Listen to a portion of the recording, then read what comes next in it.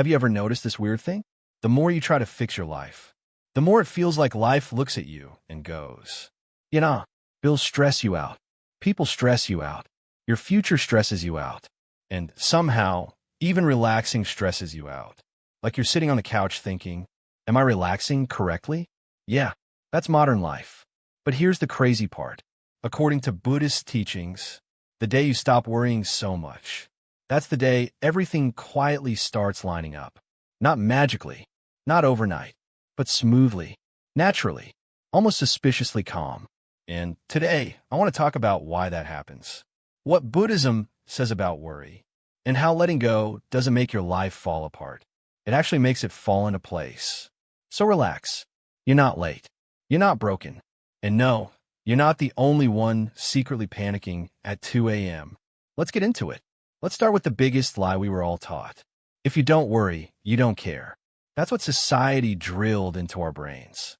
If you're stressed, you're responsible. If you're calm, you're lazy. If you're overthinking, you're ambitious. But Buddhism straight up calls this nonsense. In Buddhist teachings, worry is not wisdom. It's just fear wearing a thinking hat. Think about it. Worry is just your mind running fake disaster movies on repeat. You're not solving anything. You're just mentally suffering in advance. It's like paying interest on a loan you don't even know you'll take. The Buddha once basically said, pain is unavoidable. Suffering is optional. Meaning, stuff will happen. But the panic? That part is extra. And most of us are suffering way more in our heads than in real life. Let me give you a simple example. You send a text. No reply for 5 minutes. Your brain immediately goes, oh no, I said something wrong. They hate me. They're typing a breakup essay. This is it. I'm done. 30 minutes later, they reply, sorry, was in the shower. Boom. Crisis canceled. Your life didn't fall apart. Your mind just went on a road trip without permission. Buddhism teaches that the mind is a wild animal. If you don't train it, it will drag you everywhere. And worrying is just letting your mind grab the steering wheel while blindfolded. Now here's where it gets interesting. Buddhism doesn't say, stop caring. It says, stop clinging. Clinging is when you say, I need this outcome to be okay. I need this person to act a certain way. I need life to go according to my plan. That's where worry is born. Because the moment you attach your happiness to something you can't control, your peace is officially on life support. The Buddha called this attachment. And attachment isn't love. It's fear of loss. Let's talk real life. You ever notice how, when you desperately want something, it runs away? You chase a relationship, it gets weird. You obsess over money, expenses pop up. You try to control people, they pull back. But the moment you relax, things start flowing again. That's not coincidence. That's energy. Buddhism teaches that life is like holding sand. Grip it tight, it slips through your fingers. Open your hand, it stays. Here's the part nobody tells you. Worry actually blocks clarity. When your mind is panicking, you can't see solutions. You can't make good decisions. You can't hear intuition. You're just reacting. Buddhism says a calm mind sees things as they are. Not worse, not better, just real. And reality is much less scary than the stories we invent. Let me ask you something. How many things you worried about last year actually happened? Be honest.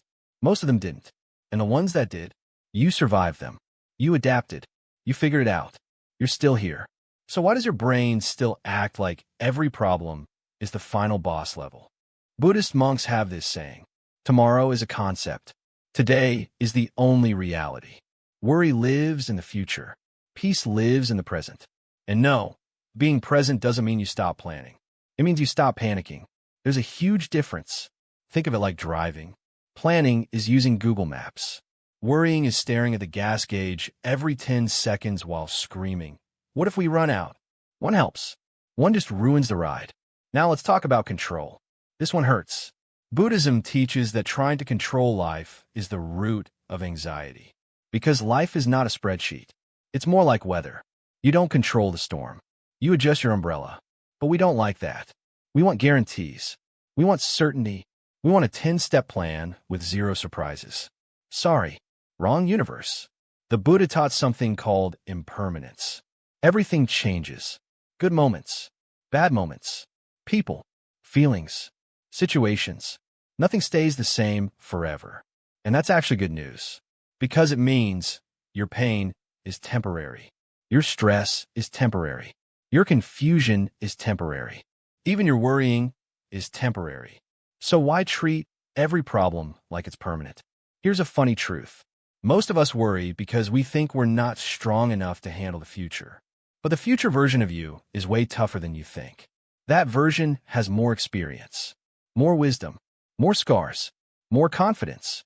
You're borrowing fear from a future that hasn't even asked for help yet.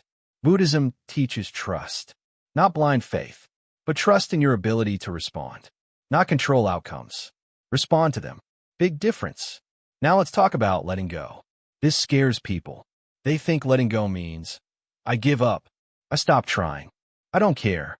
Nope. Letting go means, I do my best and release the rest. You show up. You put in effort. You act with intention. Then you unclench your fists. Because stressing doesn't improve results. It just ruins the process. Ever notice how kids sleep like rocks? They don't worry about tomorrow. They don't replay conversations. They don't stress about what people think. They just exist. Buddhism says enlightenment is not adding something. It's unlearning what messed us up. Let's be real. Most of our stress is imaginary. Not fake, but imagined. Scenarios. Assumptions. What ifs? You're not reacting to reality. You're reacting to thoughts. And Buddhism teaches you're not your thoughts. Thoughts are like clouds. You don't chase them. You watch them pass. Next time your mind says, what if everything goes wrong? Try answering. And what if it doesn't? Because both are equally possible. You just trained your brain to always choose disaster. Here's a simple Buddhist practice that actually works. When you catch yourself worrying, ask, is this happening right now? Not yesterday. Not tomorrow. Right now. Most of the time, the answer is no. And that brings you back. The day you stop worrying, you stop fighting life. You stop arguing with reality. You stop exhausting yourself mentally. You stop living 10 steps ahead.